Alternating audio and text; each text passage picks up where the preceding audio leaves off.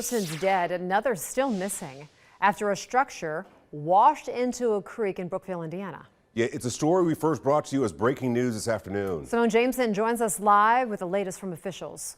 Simone, what did you find out?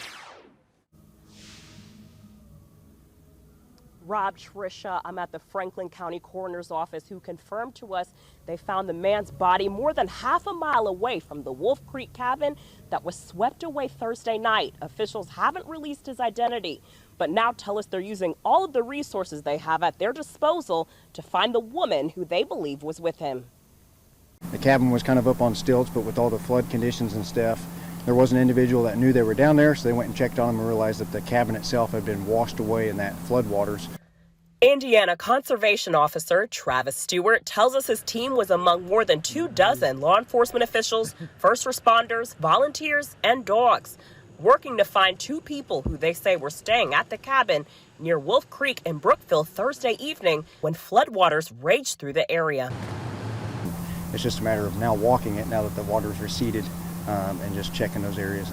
Stewart says the cabin the two were staying in was torn to pieces by the rush of water from storms Thursday. He says officials recovered the body of a man around 1 p.m. Friday, 3/4 of a mile away from the site of the cabin. A woman was still missing as of late Friday. We got Wolf Creek here, we got Blue Creek right behind us as well. You know, typically there's not much water in it, but when rain conditions come down and they come down as fast as they did overnight and through the morning hours, that water rises and it's, flash flood. According to Franklin County Coroner Brian Baxter, as much as 5 inches of rain fell within a 4-hour period at Wolf Creek Thursday night, which he says likely caused the structure to fall into the creek. That water then comes down and it just pushes everything in its way, and it doesn't care.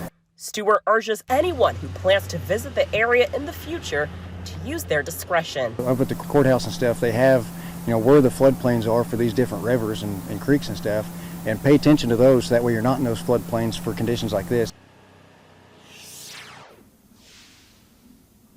Officials called the search off around 6 this evening. They tell us that was due to a threat of heat exhaustion. They now say they plan to meet at the Brookville Conservation Club 7 a.m. Saturday to resume search efforts. Live in Brookville, Simone Jameson, Fox 19 Now.